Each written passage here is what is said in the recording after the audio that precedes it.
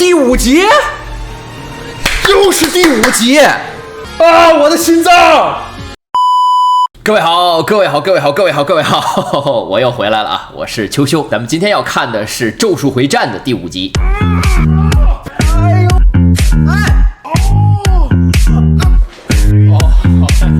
我的妈！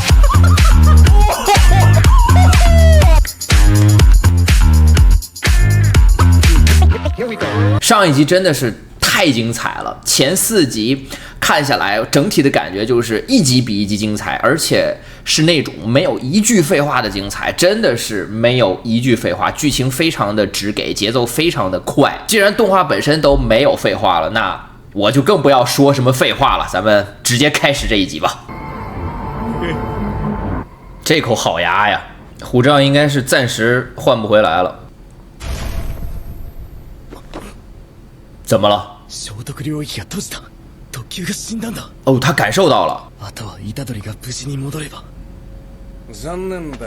哦，也太快了吧！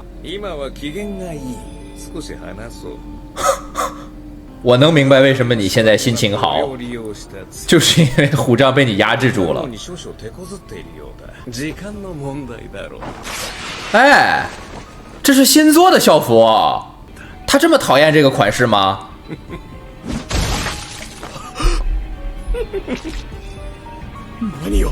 他在干什么？哦！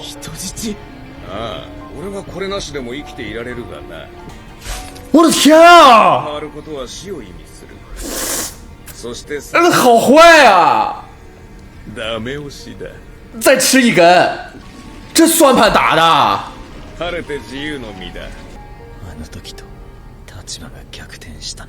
你在说什么？这个时候应该赶紧跑。这个面瘫好坏啊！咒胎代天2，这是上一集的第2部分。这又是谁？回来不就死了吧？哦，好吧。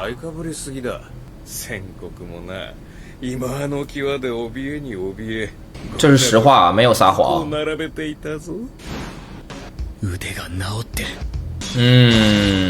伏黑在面临如此危险的境地之下，还能动脑思考，可以的，可以的。反转术士，那怎么可能？哦，我觉得你够呛。我觉得你够呛，你跟他单挑啊！啊，把老鹰召唤出来了。哎，但是就这种程度，我还记得当时五条悟是怎么教训他的，那个速度快的根本就看不到的，这跟五条悟比就是龟速。大蛇，这有用吗？感觉就是在给他刮痧吧。啊！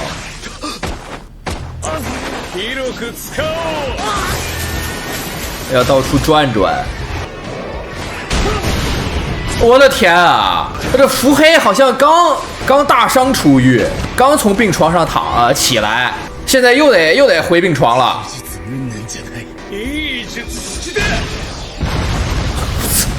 这真的是到处转转了。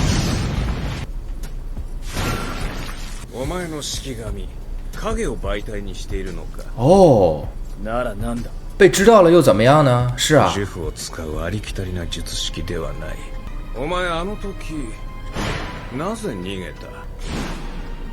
因为这是最佳策略呀。什么叫暴殄天物？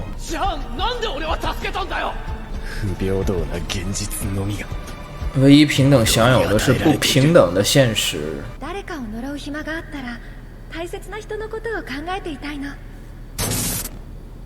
这又是谁？好温柔的女孩子，她和这个野蔷薇一样啊。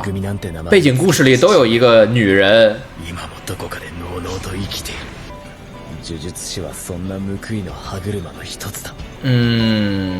这是她相信的报应。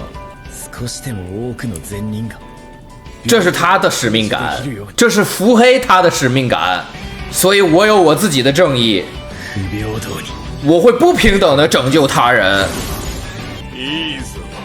伏黑还有什么后手？天哪，叫出了他的全名。什么东西？啊？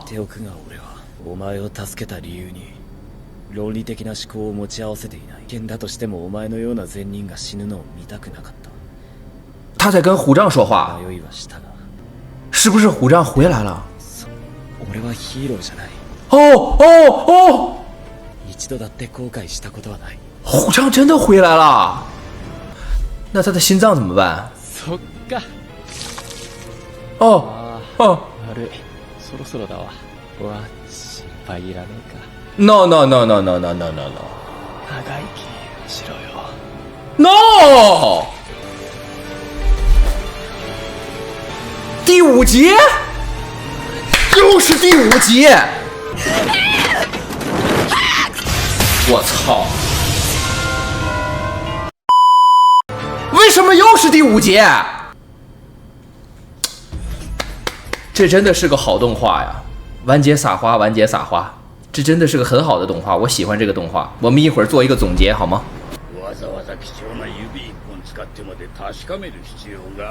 这都是什么玩意儿？这都是一个脑袋会冒烟儿，一个像煮熟了的大章鱼。后面的这个是什么？天哪！你现在告诉我这是一个新的动画，我们开了一个新番，我都认可，我都觉得是很 OK 的。你告诉我虎杖怎么活过来？你告诉我虎杖是不是男主？妈的，这都已经凉了，这都已经躺在停尸房里了。それにユージは僕が無理を通して死刑に実質無期限の猶予を与えた。所以呢？那上面这群人也太阴了吧！这一群老阴逼啊，感觉是。狡辩，这个戴眼镜的人狡辩。我操！あまり意地地をいじめるな。私たちと上の間で苦労してるんだ。不要再意淫了。No， 真的凉了，这都已经凉了，这都已经。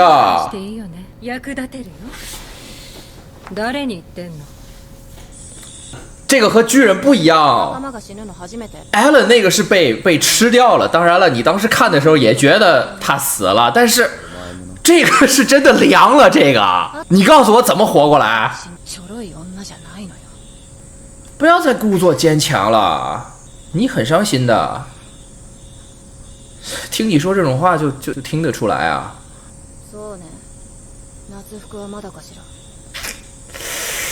哎，这叫顾左右而言他。Who are you？为什么有一只熊猫？为什么有3个奇奇怪怪的人？不行，我脑子已经崩坏了，我已经，主角已经真的死了，不是，主角已经凉透了，已经。狗犬学长，我的天啊！是够狗的。所以他就叫熊猫学长。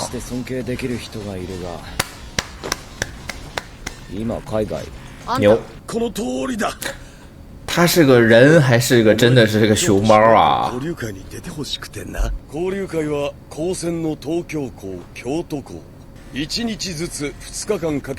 啊？团体战个人。这不就是中人考试吗？什么咒术大比拼？这不就是中人考试吗？虎杖已经凉了。这中间有因果吗？哦，好吧。想到了虎杖的死，觉得自己要变强。つまり君たちのボス虎杖凉了。他在公共场合和这个人说话，其他人是看不到他的，那他岂不是变成自言自语了？别人不会感到奇怪吗？不会注意到他吗？我现在就好有负面感情啊！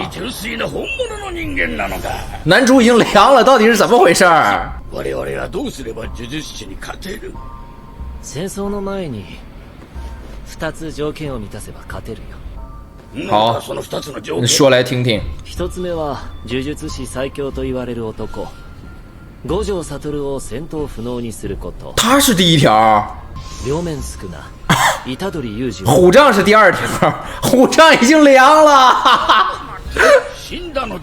不是死了，是已经凉透了，都已经。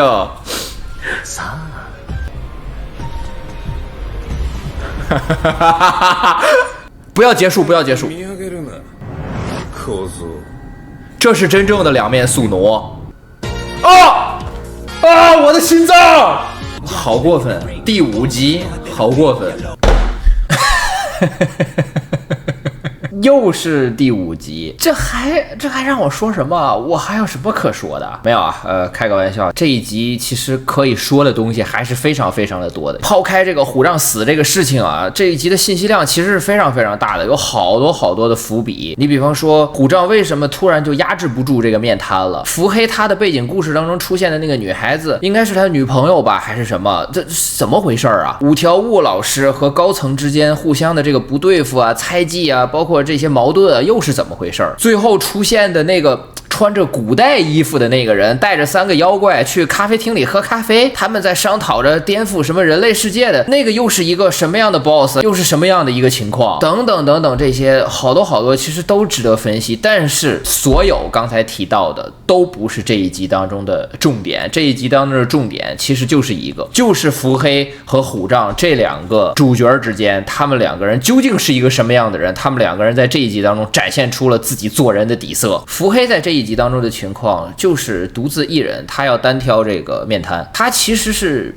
没有任何机会的，他自己心里也清楚，他最明智的选择就是拼尽全力去逃跑，但是伏黑没有这样做，伏黑根本就没往那个方向去想，他选择了继续去战斗。他的这种战斗不是迫于无奈之下的一种拼死抵抗，就是反正我跑也跑不掉了，然后我就干脆就直接跟你干了。他不是这种，他一直在想怎么样去把虎杖救下来，他想的是如何救下自己的同伴，如何救下一个像虎杖这样善良的人。为此他做出的选择是明知不可为而为之，这是一种真正的勇敢，这是一种大无畏的精神。他有自己坚信的正义，他有自己作为咒术师的一种信念，他为了自己的这个正义和信念，他愿意牺牲自己的生命，哪怕就是为了救下一个和自己刚刚认识了没多长时间，也就是2-3周的一个他认为是很善良的一个同伴。伏黑在主角3个人当中，他的这个人设是非常典型的那种冷脸人设啊，就是不苟言笑，平时酷酷的帅帅的那样的感觉。但是通过这一集当中他的这个行为，你能感受出来他的内心其实是犹如一团烈火一样的炙热。包括我回想起了第3集当中的一个情形，就是五条悟派虎杖和野蔷薇2个人去那个楼里，让他们去测试。伏黑坐在外面说的第一句话是，要不然我也跟上去看看吧。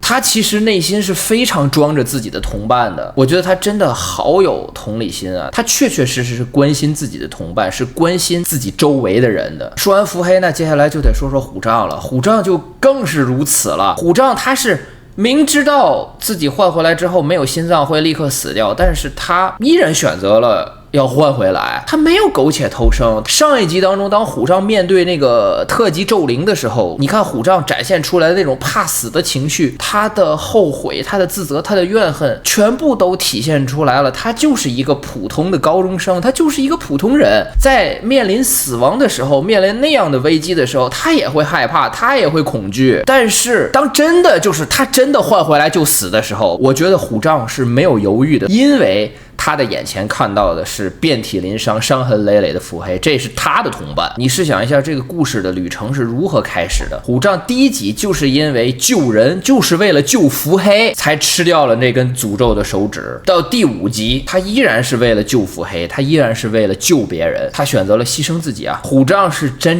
正的就是用实际行动证明了自己的底色，证明了自己的内心，证明了自己的人性。就好比说虎杖在这一集当中真的死了，他没有主角光环了。虎杖悠仁这个角色在我心里已经有了一个极高的高度，我不需要后续他再去证明自己能变得多强，自己能变得多好了。就这一集，就这5集，从我的内心已经完完全全认可了虎杖这个角色，真的是一个非常非常了不起的男人，是一个男子汉。虎杖悠仁和伏黑惠，不管后面的剧情发生什么，这2个角色我已经圈粉他们了。行吧，那关于这一集呢，我想说的基本上就是这些了。最后还是非常非常感谢大家的收看、点赞、关注和评论，咱们下个视频再见吧。